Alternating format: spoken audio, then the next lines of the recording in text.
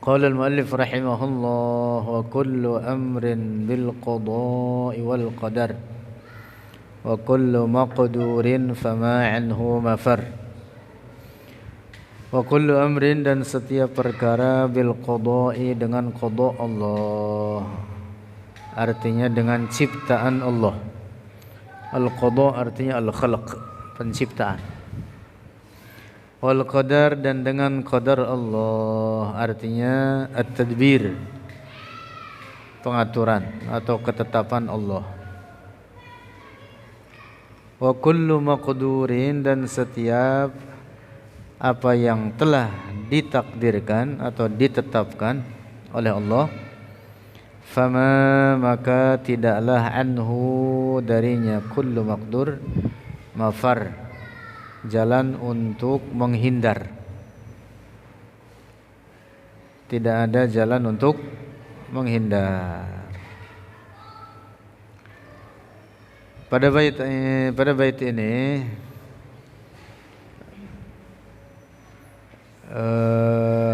Syekh Ad-Dardir menetapkan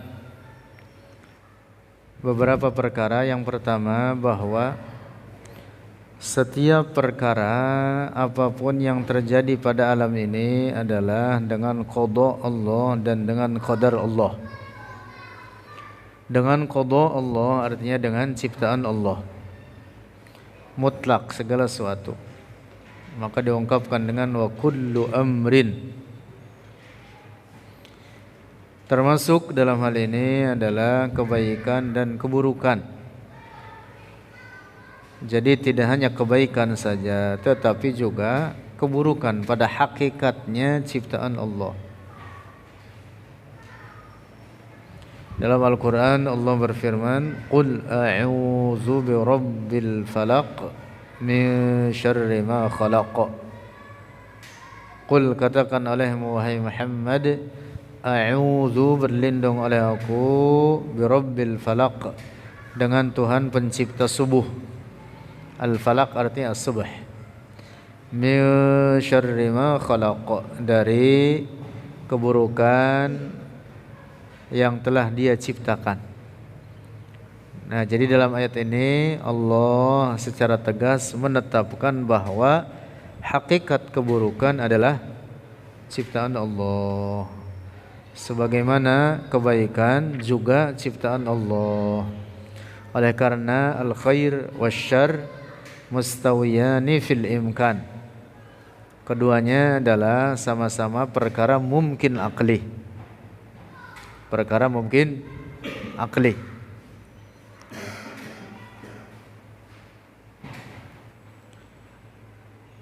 Pendapat yang mengatakan bahwa keburukan bukan ciptaan Allah adalah pendapat rusak. Bahkan orang yang meyakini bahwa ada sesuatu pada alam ini yang bukan ciptaan Allah, maka orang tersebut dihukumi kafir, keluar dari Islam, rusak akidahnya. Nah, ini yang dimaksud dengan wa kullu amrin bil qada wal qadar. Al qadar artinya at-tadbir. Al qadar artinya apa? At-tadbir. Artinya pengaturan, ketentuan atau ketetapan. Yang dimaksud bahwa segala apapun yang terjadi pada alam ini adalah dengan pengaturan dari Allah serta ketetapan darinya. Mutlak segala apapun, dari peristiwa yang terkecil hingga peristiwa besar, semua itu telah ditetapkan oleh Allah. Apa yang sudah terjadi, apa yang sedang terjadi, dan segala apa yang kelak di masa mendatang akan terjadi, esok hari, minggu depan, bulan depan, tahun depan, atau di kehidupan akhirat, semua itu adalah dengan ketentuan dan ketetapan atau pengaturan dari Allah, semuanya serinci-rincinya. Tidak ada peristiwa apapun yang terjadi di luar ketetapan darinya. Apabila ada orang berkeyakinan ada sesuatu yang terjadi pada alam ini bukan dengan ketentuan dari Allah, bukan dengan ketetapan darinya, maka orang tersebut dihukumi kafir, telah keluar dari Islam. Nauzubillah. Wa kullu maqdurin, dan setiap apa yang telah ditetapkan. Fama anhu mafar, maka tidak ada darinya jalan untuk menghindar. Al-maqdur artinya ketetapan pada makhluknya ini. Nah, di sini pahami dengan baik penyebutan istilah al-qadar memiliki dua makna. Penyebutan istilah al-qadar memiliki dua makna. Yang pertama, al-qadar dalam makna at-tadbir. Tadi yang kita bahas di bagian pertama. Dalam makna ini, maka yang dimaksud adalah sifat menetapkan oleh Allah terhadap apa yang Dia kehendaki bagi para makhluknya ini, pada ciptaannya ini. Jadi sifat apa? Sifat tadbirnya. Al-qadar dalam makna sifat pengaturan oleh Allah terhadap makhluknya ini. Yang kedua, al-qadar bimakna al-maqdur. Al-qadar dalam makna apa yang ditetapkan pada alam ini.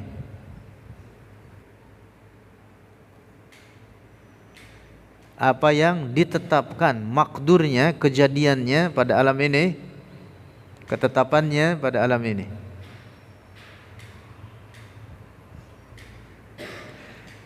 Dalam makna yang pertama, dalam makna apa? At-tadbir. Al-qadar bermakna at-tadbir. Maka tidak boleh disifati dengan keburukan. Karena makna at-tadbir yang dimaksud adalah makna sifatnya. Sifat tadbir Allah terhadap alam ini. Semua sifat-sifat Allah termasuk sifat tadbir. Dalam hal ini tidak boleh disifati dengan keburukan, kekurangan, aib atau celah. Semua sifat Allah sempurna. Semua sifat Allah sempurna. Adapun kalau yang dimaksud al-qadar dalam makna al-maqdur, al-maqdur kejadiannya pada alam ini, maka ada yang baik dan ada yang buruk. Paham tidak? Ada yang baik, ada yang buruk.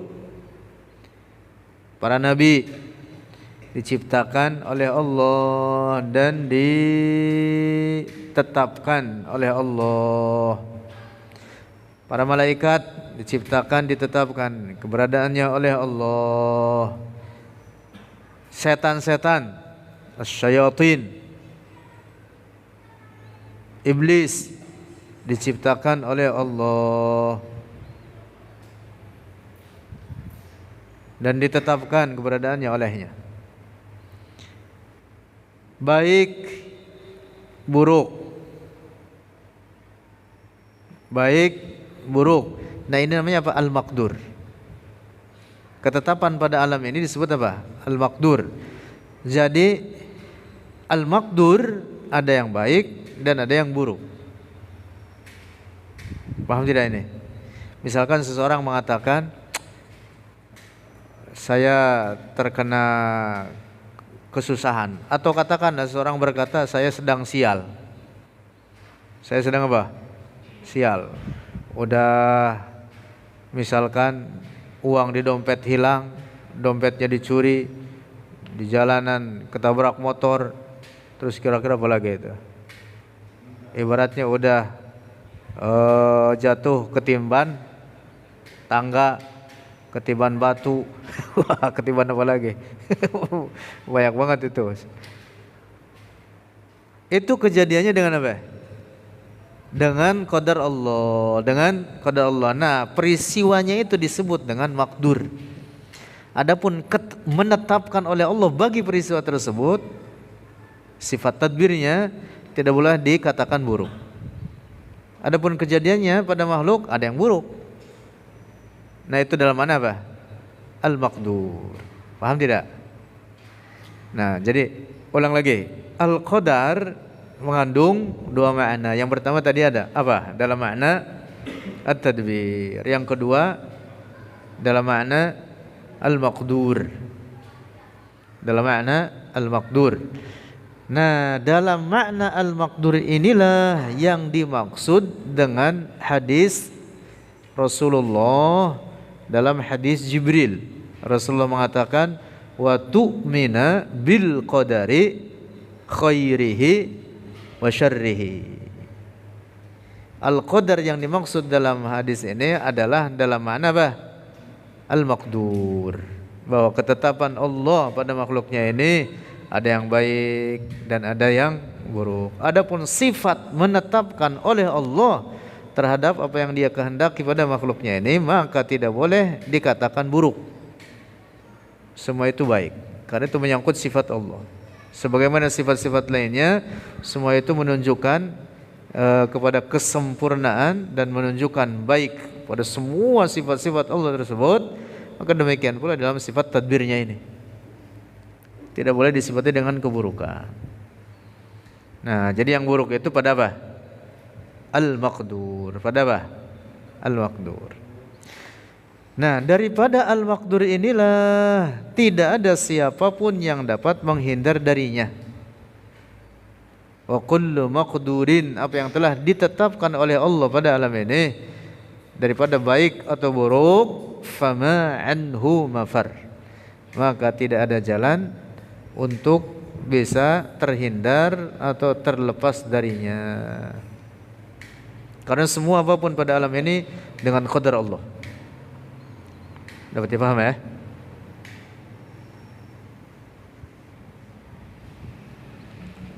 Ada sebagian sahabat Rasulullah ketika keluar dari Madinah, karena di Madinah ada wabah ta'un atau wabah yang menyebar sehingga banyak orang yang meninggal. Lalu ada sebagian sahabat Rasul keluar dari Madinah, ketika ditanya, atafirru min qadarillah, adakah engkau kabur dari ketetapan Allah? Bukankah itu semua ketetapan Allah? Lalu jawaban sahabat ini mengatakan apa? Naam, nafirru min qadarillah ila qadarillah. Nafirru min qadarillah ila qadarillah. Kita ini kemanapun adalah dengan qadar Allah. Paham tidak ini? Umpama kita mati di Madinah dengan qadar Allah, umpama kita mati di luar Madinah dengan qadar Allah. Nafirru min qadarillah ila qadarillah. Artinya semua keadaan kita adalah dengan qadar Allah. Tidak ada peristiwa apapun yang terjadi di luar qadar Allah. Paham ya? Nah, tetapi dalam perkataan sahabat ini ada isyarat untuk melakukan apa? Sebab-sebab. Untuk melaksanakan sebab-sebab. Untuk membuat sebab.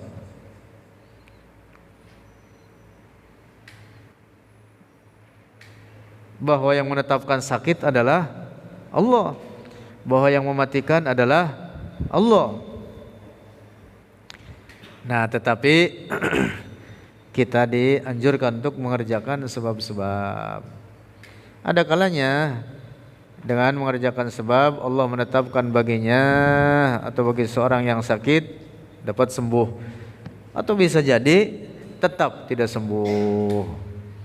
Tetapi mengerjakan sebab itu adalah bagian daripada mengerjakan apa yang dianjurkan dalam syara. Tuh terdapat isyarat tersebut dalam perkataan sahabat, inna firru min qadarillah ila qadarillah. Kesimpulannya bahwa segala apapun yang terjadi pada alam ini adalah dengan ketentuan Allah, ketetapan darinya dan diciptakan olehnya. Nah, termasuk segala perbuatan manusia serinci-rincinya, baik yang dengan ikhtiarnya atau tanpa ikhtiarnya, semua itu dengan ciptaan Allah dan dengan ketentuan darinya. Allah berfirman, inna kulla syai'in khalaqnahu biqadar. Jadi ayat ini memberikan makna sekaligus kepada iman, kepada kewajiban iman dengan qada dan qadar. Allah berfirman, inna sesungguhnya kami kulla syai'in terhadap setiap sesuatu khalaqnahu menciptakan oleh kami akan segala sesuatu tersebut biqadar dengan qadar. Jadi sekaligus sebutkan dalam ayat ini al-qada dan qadar. Al-khalq artinya apa? Al-qada maknanya sama al-khalq. Khalaqnahu. Inna kulla syai'in khalaqnahu biqadar.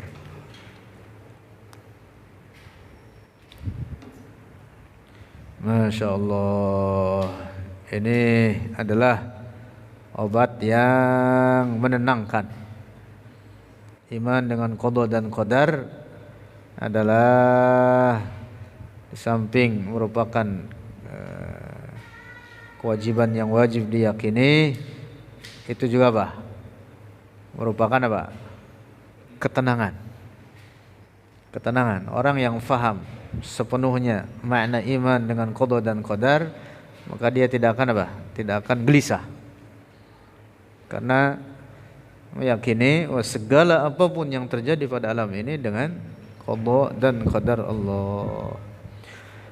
Fakun lahu musalliman kay taslama watba' sabilan nasikin al-ulama. Fakun, maka jadilah engkau lahu baginya Allah musalliman, berserah, seorang yang berserah. Kay taslama, supaya selamat oleh engkau.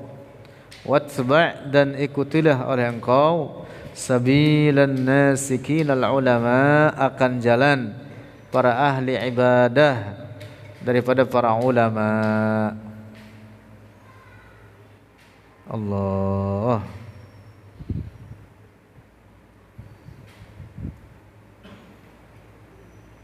Kondisi kita seperti ini, keadaan kita seperti ini, sekitar kita seperti ini, negara kita seperti ini, pemerintahnya seperti ini, banyak orang-orang zalim. Hakikatnya semuanya dengan kehendak Allah. Tinggal kita carilah selamat masing-masing.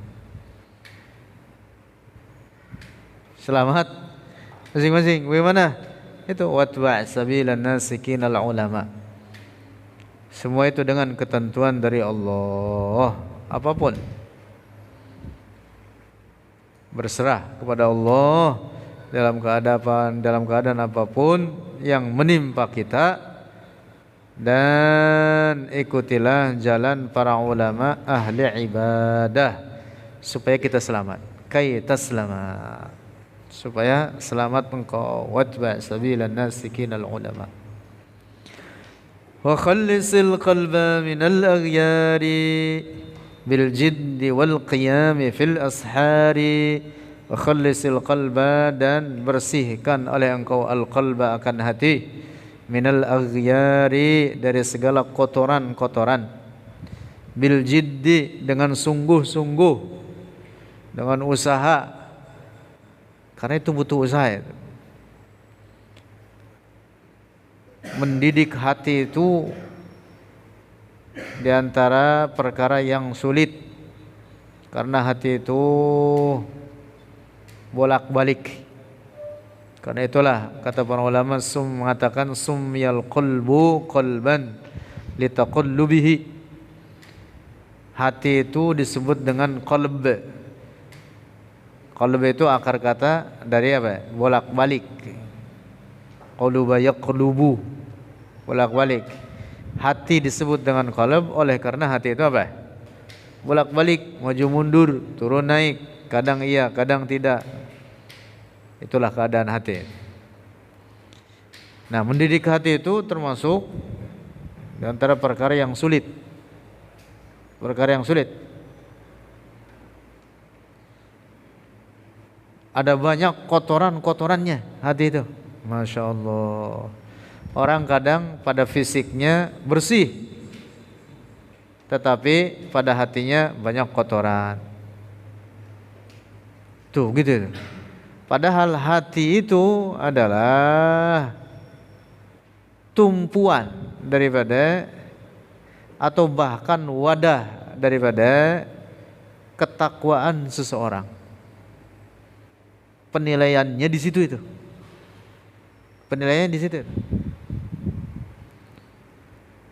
Ya tentu takwa itu mengerjakan kewajiban dan meninggalkan barang-barang yang haram.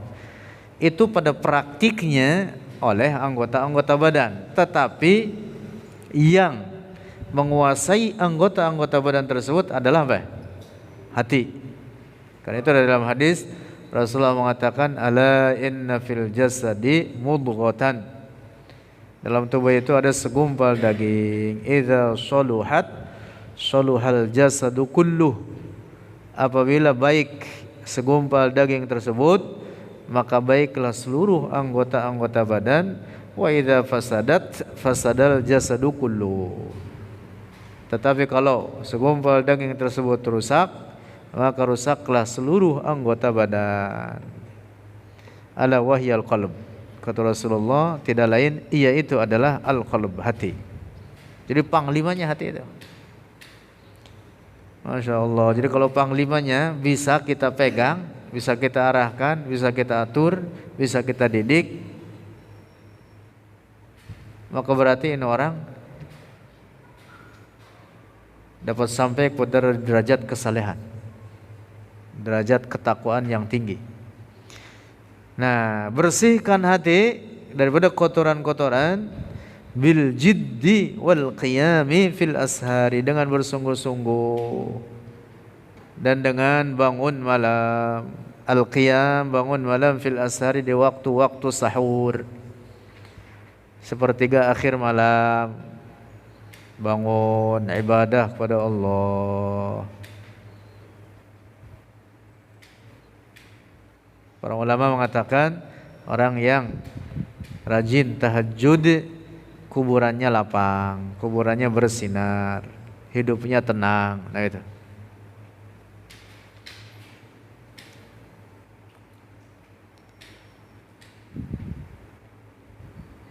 Beribadah kepada Allah. Bahkan sebagian ulama itu ngajinya, model kayak kita nih ngaji, itu ngajinya apa? Dari setelah lewat tengah malam hingga menjelang subuh. Jadi menghabiskan sepertiga akhir malamnya betul-betul dalam apa? Dalam puncak kebaikan. Karena majelis ilmu itu adalah majelis yang betul-betul sangat baik. Majelis ilmu. Tuh banyak para ulama yang seperti itu. Kira-kira kalau kita ngaji jam segitu, jam 2, mau kalian? Ah? Wah, tidur Amar boleh. Wow doang. Emang juga Amar mau begadang mulu. Iya, tapi diajak ngaji tetap aja tidur deh. Jangan kata seperti ke akhir malam, ngaji subuh aja. Ngaji subuh, coba liatin Amar. Nunduk terus dia. Ngeliatin kitab tuh tidur deh. apalagi malam war. Masya Allah.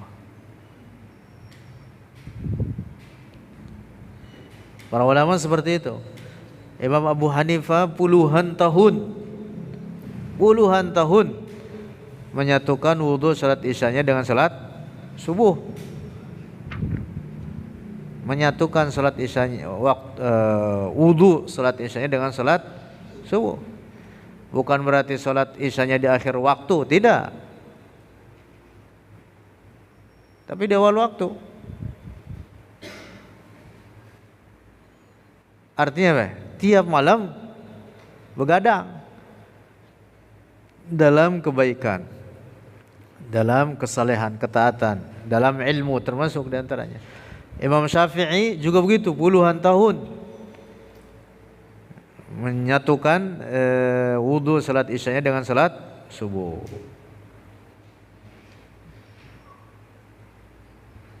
Pernah nggak kita begitu? Amar pernah, sering itu. Cuman salat isyanya di akhir waktu. Ya Mar? Iya. Siang-siang cerita semalam saya menyatukan wudu salat isya dengan salat subuh. Waduh, begadang dong. Kagak, tidur juga. Salat isya emang apaan? Akhir waktu, udah mau subuh baru salat isya. Itu sih bukan begadang itu mah. Khusus manfaat qiyamul lail ada banyak penjelasan para ulama terkait itu.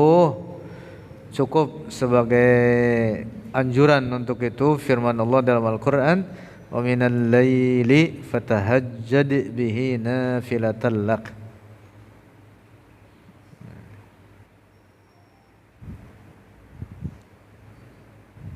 Perintah. Walaupun tidak wajib, tapi itu anjuran yang sangat dianjurkan. Wabil ashari hum yastaghfirun. Dalam ayat lain firman Allah tentang orang-orang mukmin terkemuka, orang-orang mukmin yang sempurna dalam imannya, orang-orang mukmin saleh, al-atqiya, orang-orang mukmin saleh, orang-orang bertakwa, bil ashari, di waktu-waktu sahur, yastaghfirun, memohon ampunan oleh mereka kepada Allah. Mereka bangun ibadah kepada Allah. Nah, pada bagian ini mulai atau dibiasakan juga sudah bagus, bahwa tidak harus dari misalkan tengah malam atau mulai masuk sepertiga akhir malam, misalkan sekitar 1:30 atau jam 2 atau 2:30. Umpama kita bangun sebelum waktu subuh, lalu mencukupkan bagi kita untuk sholat sekedar 2 rakaat atau lebih daripada itu, apalagi ditambah misalkan dengan sedikit berzikir, baca Quran, itu sudah masuk apa? Wabil ashari hum yastaghfirun. Itu sudah termasuk namanya qiyamul lail. Bahkan itu sangat baik. Sangat baik itu. Berdoa di situ adalah waktu yang sangat mustajab. Di antara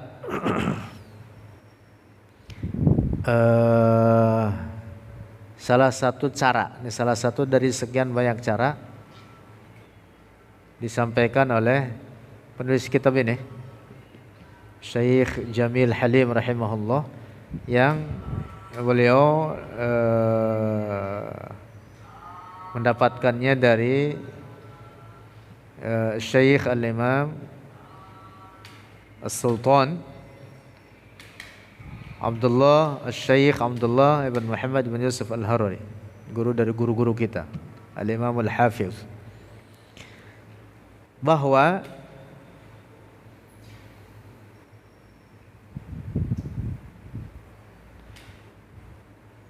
jika engkau ingin berjumpa dengan Rasulullah, beliau mengatakan, Syekh Jamil Halim mengatakan, engkau bangun sebelum subuh. Itu tadi di waktu sahur. Kemudian engkau salat. Kemudian engkau setelah salat berdoa mohon kepada Allah. Mohon kepada Allah dengan sebenar-benarnya.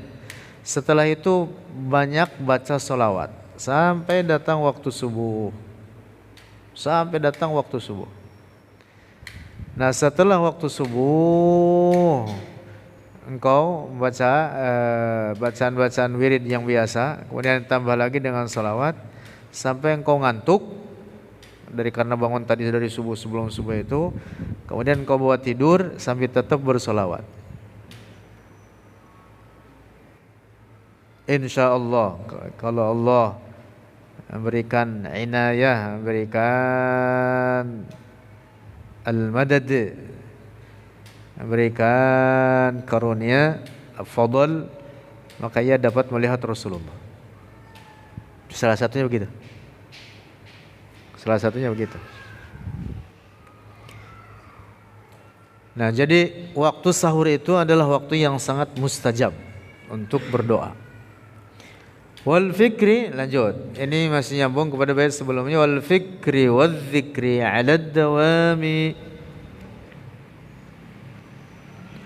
wajtaniban lisairil asami. Wal fikri, dan dengan jalan berfikir, merenung.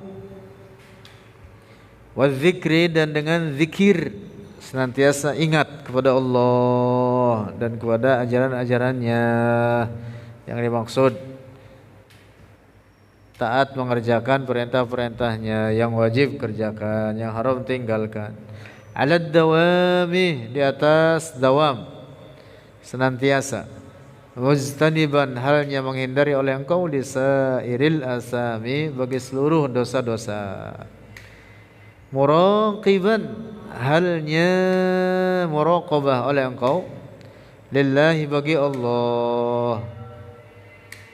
Al-muraqabatu lillah yang dimaksud adalah menghadirkan dalam hati keyakinan bahwa Allah senantiasa mengawasinya, mendawamkan hal tersebut, keadaan tersebut, melazimkan dalam hatinya keadaan tersebut bahwa Allah, itu keyakinan tersebut dilazimkan dalam dirinya bahwa Allah senantiasa melihat dirinya, bahwa Allah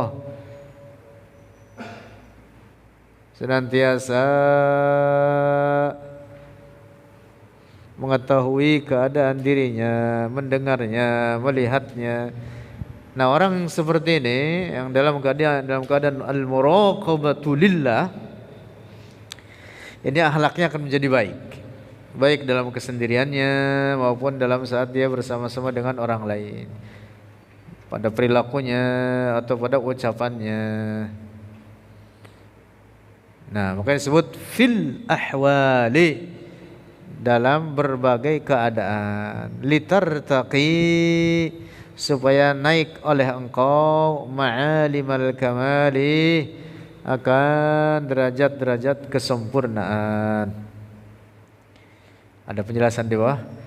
Qala al-Imamul Harari, telah berkata oleh al-Imamul Harari radhiyallahu anhu, al-muraqabatu lillah, al-muraqabatu lillah minal wajibatil qalbiyati, itu dari kewajiban-kewajiban hati.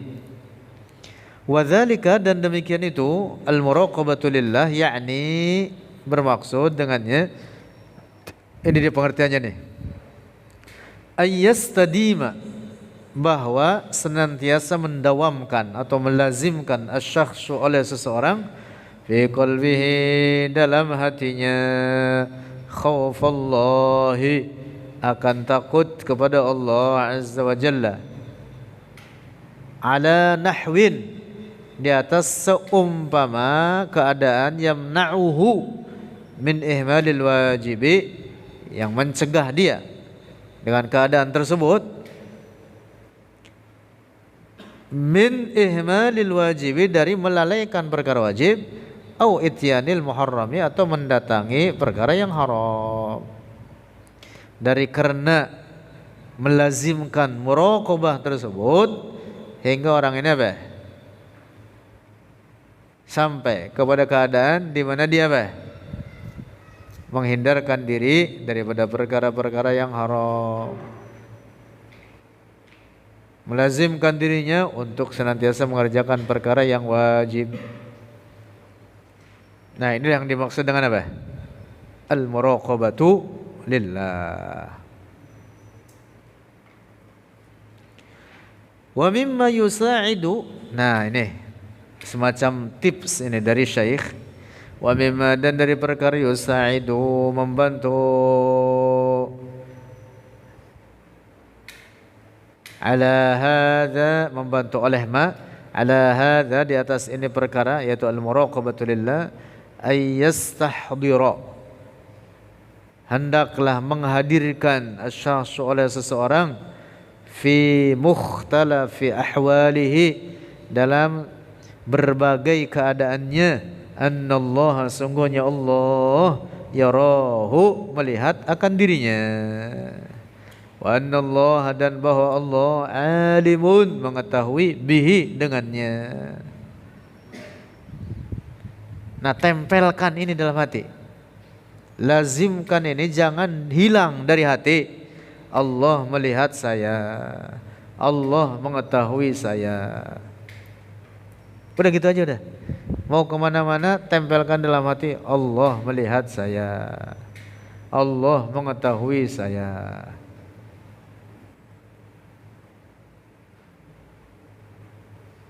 Bisa nggak begitu? Nah, ba'du salaf, nah ini Syekh bercerita, ba'du salafis, sebagian ulama salaf, lamma kana shaghiran, ketika dalam keadaan kecil, ketika masih kecil maksudnya, ketika masih muda, masih kecil, lamma kana shaghiran jiddan, ketika masih dalam keadaan kecil sekali, ahadu aqaribihi, salah seorang kerabatnya yang mendidik dia, yang mendidik si anak kecil ini, min akabiril awliya'i, dari para pemuka, para wali Allah, nasahahu, memberi nasihat kepada itu, saghir, kepada itu anaknya, kepada itu anak yang masih kecil itu, ayyuraddida, untuk mengulang-ulang, diucapkan dengan mulut, diulang-ulang sehingga nempel dalam hati. Itu mengucapkan apa? Allahu yarani, Allahu alimun bi. Kira-kira umur siapa ya? Kira-kira udah umur mumayyiz lah gitu. Udah umur mumayyiz, di atas 7 tahun, 8 tahun, suruh ngucapin ini, Allah yarani, Allah melihat aku, Allahu alimun bi, Allah mengetahui akan aku. Ucapin nama dia. Qala, berkata oleh itu anak kecil, faradadtuha, faraddadtuha, bacanya gitu, faraddadtuha, maka mengulang-ulang oleh aku, akan itu kalimat, sanatan, 1 tahun. 1 tahun diulang-ulang aja itu anak kecil. Itu anak kecil, masih kecil, suruh ngucapin itu, Allahu yarani, Allahu alimun bi. 1 tahun diulang-ulang terus. Di mana tempat, di mana waktu dia ngucapin itu aja. Summa ba'da sanatin, kemudian setelah 1 tahun, qala, berkata oleh itu kerabatnya yang merupakan wali Allah besar, berkata, li, bagiku, alladzi ya'lamu, berkatalah itu yang mendidiknya ini, alladzi ya'lamu, seorang yang mengetahui, annallaha yarahu, bahwa Allah melihat dirinya, wa annallaha alimun bihi, dan bahwa Allah mengetahui dengan dirinya setiap keadaannya. Hal ya'sihi, apakah dia berbuat maksiat kepadanya, kepada Allah yang dimaksud. La ta'sillaha tarfata ain, janganlah bermaksiat oleh engkau walaupun sekejap mata. Paham ya? Jadi yang mendidiknya seorang wali besar, yang dididiknya masih kecil, anak-anak, yang kebetulan kerabatnya. Pertama-tama diajarkan oleh wali ini kepada anak kecil itu kalimat itu aja, Allah yarani, Allah alimun bi. Suruh diucap-ucap, suruh diucap, diulang-ulang setiap waktu. Sampai 1 tahun. Setelah 1 tahun, kemudian apa? Ditanyalah anak ini. Kan dia paham artinya, Allah melihat saya, Allah mengetahui saya. Kemudian ditanya setelah 1 tahun. Seorang yang yakin bahwa Allah melihat dirinya, seperti kamu ini, engkau mengatakan Allah melihat dirimu, Allah mengetahui dirimu. Apakah kalau begitu dia akan berbuat maksiat kepada Allah, padahal Allah melihatnya, Allah mengetahuinya? Paham tidak ini? Artinya dia tidak akan berbuat maksiat karena dia melihat, karena dia mengetahui bahwa Allah melihatnya. Qala fantafa'tu bidzalika, qala berkata oleh itu anak kecil tadi, fantafa'tu maka mengambil manfaat oleh aku bidzalika dengan demikian itu, intifa'an 'aziman, akan manfaat yang besar. Intaha wa kana umruhu, dan adalah umurnya itu anak kecil, aqalla min 7 sanawatin, kurang dari 7 tahun, 'inda dzalika, ketika itu. Kurang dari 7 tahun, tapi sudah mumayyiz. Ya tentu mumayyiz. Kalau belum mumayyiz dia belum paham apa-apa.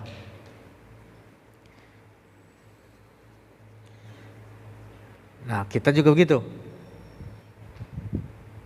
Hadirkan setiap saat keyakinan ini dalam hati bahwa Allah mengetahui, bahwa Allah melihat, Allah mengetahui, Allah melihat, Allah mengetahui, Allah melihat aku. Begitu. Insyaallah nanti terpelihara daripada maksiat.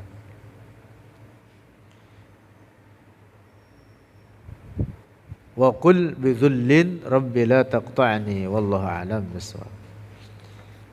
Ini bagian ini lumayan agak panjang nih, sedikit pembahasan ini yang ditanbih itu. Kita hatam insyaallah baca Al-Aqidah An-Nasafiyah insyaallah. Al-Aqidah An-Nasafiyah. Astaghfirullahaladzim, astaghfirullahaladzim, astaghfirullahaladzim. Walakal hamdu ya maulana ya ma'bud. Alhamdulillahi rabbil alamin. Wassalatu wassalamu ala sayyidina Muhammadin fil awwalin wal akhirin, ala alihi wa sahbihi at-tayyibin at-tahirin. اللهم انفعنا بما علمتنا وعلمنا ما ينفعنا وارزقنا علوما تنفعنا وزدنا علما. ربنا آتنا في الدنيا حسنة وفي الآخرة حسنة وقنا عذاب النار. صلى الله على سيدنا ومولانا محمد والحمد لله رب العالمين.